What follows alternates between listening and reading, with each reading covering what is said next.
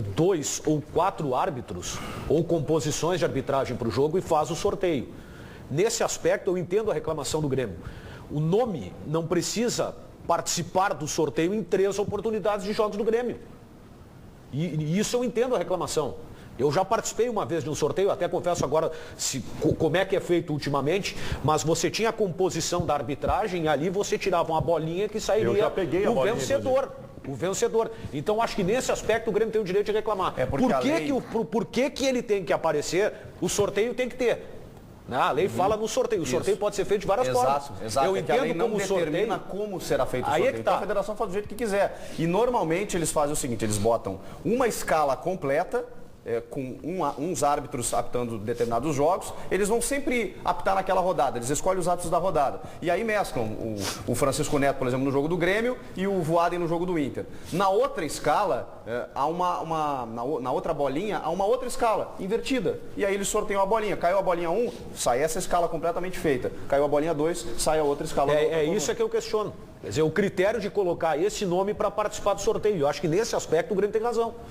O Francisco Neto tem apitado muitos jogos do Grêmio, Chico? Não, Meneghetti. Ele tem 2 jogos esse ano, até o César Pacheco falou em 3. A gente tem uma tabela aí com os jogos que o Francisco Neto apitou do Grêmio. 2015 são 2 jogos, 2 vitórias do Grêmio, 9 cartões amarelos e uma expulsão, e um cartão vermelho. Não, mas que colorado fajuto esse Francisco Neto. Em 2014, ele tem só 2 jogos. Uma vitória e um empate, ou seja, nenhuma derrota do Grêmio também ano passado, com 3 amarelinhos só, nenhum vermelho. Em 2013, a gente tem 2 jogos também, uma vitória e uma derrota daí, 3 amarelos e um vermelho. O interessante é que desde 2010, 11 e 12, ele não apitava jogos do Grêmio. Ele não era ele tinha 15 jogos no Campeonato Gaúcho e não tinha jogos do Grêmio. Ele veio a aparecer a partir de 2013, em poucos jogos, é verdade, 2 jogos por ano. 2 jogos por ano. Em partidas do Grêmio. O Grêmio perdeu um jogo. Tá reclamando do quê? O Grêmio tem que querer que ele apite todos os jogos do Grêmio. Mas o aproveitamento do Grêmio com esse árbitro é maravilhoso, é melhor que o do Filipão, eu acho, o Grêmio. Ele tem um aproveitamento superior que o do Filipão. Mas me o Grêmio surpreende. tá reclamando do quê? Me surpreende ele não ter apitado jogos do Grêmio nos períodos em que você destacou. Isso é estranho. Quer dizer, isso aí é praticamente acatar. Vou pensar uma pedra, tá? A partir desse dado aí, o Internacional vai entrar com uma representação que certo favorece o Grêmio. Olha aqui, ó. O aproveitamento dele no Grêmio, é excepcional. Chico impressionante, perdeu um jogo. O Grêmio não tem essa média nos últimos anos, perdeu um jogo a cada 6 partidas, Chico. O Grêmio não tem essa média. O Chico Colorado tem. Ele pode não ser chamado de Chico gremista, quem sabe Chico oposição, né? Aí outra coisa. As pessoas têm que entender o seguinte, cara. O Chico tem mais autoridade para falar disso do que eu. O árbitro de futebol, ele começa a se formar jovem, aí ele apita 5 anos na várzea, saindo de Camburão dos lugares. Abdica de finais de semana com a família para apitar jogos ruins, para um dia, se tudo der certo e ele for bom, ele chegar a apitar um jogo importante. Aí ele vai chegar no jogo importante e vai torcer para um time. Será que alguém realmente acredita? Acredito. Mas tem mais um dado. Futebol não ganha o mesmo salário de jogador, né? Nossa, também. É bem diferente. Tanto que a grande maioria tem que ter outro emprego, né? Tá, mas isso não. Todo esse sacrifício que tu está falando não impede que nós possamos achá-los competentes. Claro. Mas é que as pessoas que são apaixonadas pelo futebol não conseguem entender dos árbitros e nem da gente que nós não temos mais aquilo de paixão. Claro que nós torcemos um dia para Inter ou para Grêmio, mas foi-se, cara. Foi-se, não é? Que nós virou nosso trabalho, virou nos profissionais. Para resumir o que o Baldasso está dizendo é o seguinte, o cara em Erechim, tá? E isso acontece. Ele vai dirigindo o próprio carro. Ele racha as diárias com os assistentes, ele dirige o carro. São o quê? 6 horas, 5, 6 horas, pelo menos, de veículo até lá. Ele faz o jogo e muitos voltam depois do jogo. Eu me lembro de Leonardo Gaciba, que abriu uma academia no dia seguinte, às 7 da manhã, apitar um jogo em Erechim e voltar dirigindo a madrugada inteira. Não transforme os árbitros em coitadinhos. Ele não tá obrigado lá, né? Tá bem, Meneghetti. Mas ele tá lá pra quê? Mas tu também trabalha final de semana. Mas nós estamos aqui pra quê? Pra eu pender pra um time? Eu quero prestar minha solidariedade nessa vida sofrida que eles levam. Não, mas é uma vida sofrida. Só um pouquinho. Uma vez eu achei um envelope no estádio Alfredo Jaconi. Achei um envelope com o valor. O que eu queria não estava no envelope, estava apenas da frente do envelope rasgado com o valor da arbitragem. Cara, em um jogo ganha o salário que muita gente não ganha no mês, cara. é verdade, não. Pô, para aí. Não, dá os números. sim, senhor. Para A aí. taxa no Campeonato Gaúcho é abaixo de R$1.000. Eu tô falando, eu vou cobrar a exigência, eu vou cobrar o ponto mais alto. Mas ele trabalha uma vez por semana, né, Daniel? Trabalha uma vez por semana. Baldasso, não é que o cara vai fazer todo esse esforço, vai trabalhar pra chegar lá e ser um trapaceiro. Não, pra chegar lá e vir entendendo, um cara o que cara ganha vai fazer 700 mil por mês se chama desonesto. Não, né? Isso aqui é dose. Isso sim. É que a diferença. Mas aí qualquer profissão, né? Claro, Qualquer profissão, né? Eu não vou achar que o pedreiro tá lá para derrubar a obra. Eu vou achar que ele fez um serviço incompetente. Isso. Ou foi mal orientado, ou o material que ele colocou não era condizente com a necessidade do prédio. Não, tu fez de má intenção pro prédio, pra ponte cair. O prédio caiu. Não, se ele errou. E assim, tem algum lance capital do. Nossa senhora. Assim de ontem, Chico? Não teve. O lance do O Felipe lance mais Bastos. polêmico do jogo foi o Felipe Bastos. Que foi vermelho direto, né? Do Felipe Bastos, né? Isso. Foi justo, né? Nossa, ele fechou o punho e deu na nuca do adversário. Pô, se aquilo aí não é falta para cartão vermelho, aí aqui teve um telequete aí agora no gigantinho aí bota o Felipe Bastos lá, né? Telequete. Quer ver como eu sou velho, né? Aliás, a Band vai acompanhar o Jungle Fight, hein? Nos próximos sábados. Muito bom, hein? Roberta. O Gabriel Ramos, o árbitro não é colorado, ele é fraco mesmo. É isso aí. O Ed Júnior, vamos dar menos atenção à arbitragem e nos concentrar no futebol. Dá-lhe tricolor. O Douglas Venturim, sou gremista e não isento a barbeiragem do Felipão de ter dito aquilo. Eu, no lugar, diria o mesmo, mas tudo bem. Só que o árbitro de ontem, mesmo tendo a razão a maior parte do tempo, cometeu umas barbeiragens que, pelo amor de Deus. E ultimamente tem time sendo muito prejudicado por isso. Nós, então, parece que colocaram um árbitro de propósito. Eu acho que a arbitragem brasileira tá um caos. E a gaúcha segue a reboque, né? Gonçalo. Meneghetti, o Boca mostrou sua força mais uma vez ontem à noite na Libertadores. Tem 3 vitórias em 3 jogos. Ontem fez 5-0 no Zamora da Venezuela.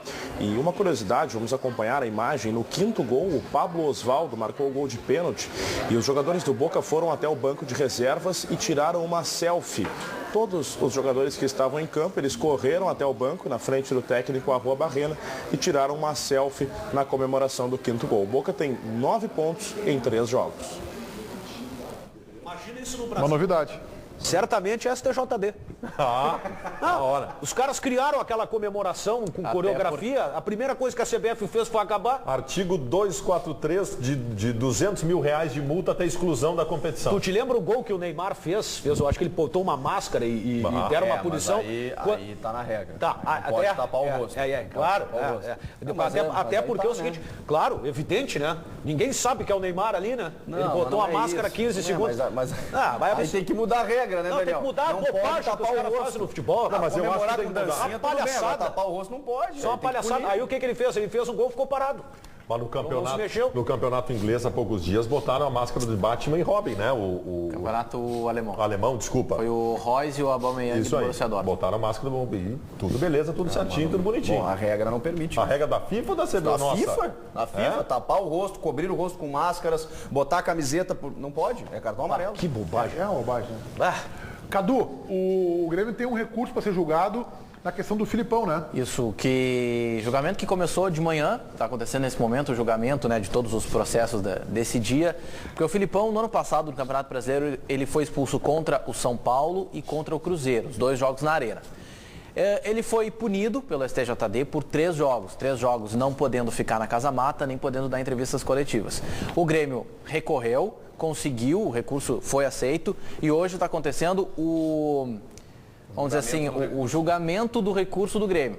E se o Filipão for realmente condenado e o recurso do Grêmio acabar não tendo efeito, o Filipão fica suspenso por 3 jogos, tanto de ficar proibido de estar na casa mata durante as partidas, como por entrevistas coletivas. Tudo isso por causa de 2 expulsões, contra o São Paulo e contra o Cruzeiro, 2 na Arena, os 2 jogos que o Grêmio perdeu. E valeria para Campeonato Gaúcho isso, inclusive? Campeonatos nacionais apenas. Campeonato Brasileiro e Copa do Brasil.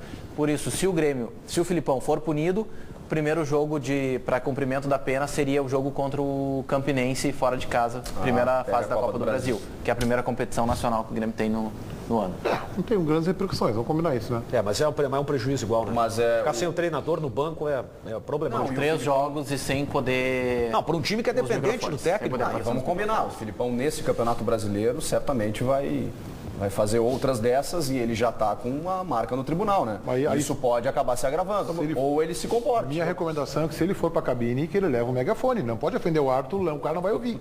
Então tem que ter um megafone para o Tribunal da Federação Gaúcha de Futebol, não se preocupe que ela é protecionista à dupla Grenal historicamente. Historicamente. Os clubes do interior sempre reclamam, não vai ter problema. Aqui, sim, mas estamos falando do STJD, que aí se ele ficar com uma marca importante, é que o Grêmio já sabe do ranço. O problema é que o Grêmio está marcando uma presença no STJD impressionante, né? Isso é que é preocupante, né? Um desses jogos que o Cadu faz referência, Grêmio e Cruzeiro na Arena, no Campeonato Brasileiro do ano passado, e que é um episódio semelhante a esse que nós tivemos ontem pelo Campeonato Gaúcho, foi o Filipão detonando o Márcio Coruja, quarto, não é nem assistente, nem o bandeirinha, quarto árbitro do jogo entre Grêmio e Cruzeiro. Vamos acompanhar. Do número Coruja, Corona, Carrapato, qualquer coisa assim. Só tem ele para ser quarto árbitro aqui no Grêmio? E nós não gostamos dele. Nem ele gosta da gente. E nós sabemos qual é o clube que ele gosta. Então não adianta ficar aqui passando panos quentes. Vai trabalhar num outro jogo. A federação tem que também ter um pouquinho de inteligência. Mais uma vez vou dizer ao seu noveleto, pelo amor de Deus, ou se é ele, ou se é 10 jogos no campeonato, sendo o quarto árbitro, esse vem aqui e toda vez a gente arranja uma bronca, está na hora de mudar. Provavelmente, a federação vai entender o que a gente está falando e não vai colocá-lo mais. Aliás, nós só temos o jogo do Flamengo também. Se colocar contra o Flamengo também não vai mudar nada. Quer dizer, nós não gostamos dele, diz o Filipão. Ora bolas, quem é o Filipão para gostar ou não de algum quarto árbitro? Que ingerência ele pode ter na escala do quarto árbitro? O quarto árbitro tem uma ingerência na partida desse tamanho. Então, o que adianta o Filipão bradar isso aí, acusar de colorado? Nós não gostamos dele. Quer dizer que então, esse aqui, então tem que pegar, então, olha só, Filipão. Veja como a gente perde a racionalidade de forma muito fácil. Quer dizer que a CBF tem que pegar todos os técnicos, os 20 técnicos do futebol brasileiro, botar lá os quartos árbitros e bota já o assistente, o árbitro principal, marquem aí quem vocês gostam ou quem vocês não gostam. E aí nós vamos criar um novo software para fazer a escala de árbitros. Vem cá, gente, convenhamos, para o trem que eu vou descer. Beira o ridículo. Cheguei a dizer, depois da Copa do Mundo, nas primeiras ações do Grêmio, que parecia que o Filipão tinha passado por uma reciclagem. Retira, não passou. A gente também tem que entrevistar muita gente que a gente não gosta, né, Meneghete? E faz parte do trabalho. Então... Cara, o que tem que gostar são os familiares e pronto. O resto, a relação, eu imagino, tem que ser profissional, gente. A relação do Filipão com o quarto árbitro ou do Grêmio, porque ele fala uma posição de dirigente, né? Ali ele já estava começando a se arvorar como gerentão do Grêmio, né? A relação dele, do Grêmio com o quarto árbitro, ela é profissional, não tem que... não, esse aqui eu gosto, esse é legal, esse aqui é bom, esse aqui me ajuda, então vem pra cá. Esse eu não gosto, vai pra lá.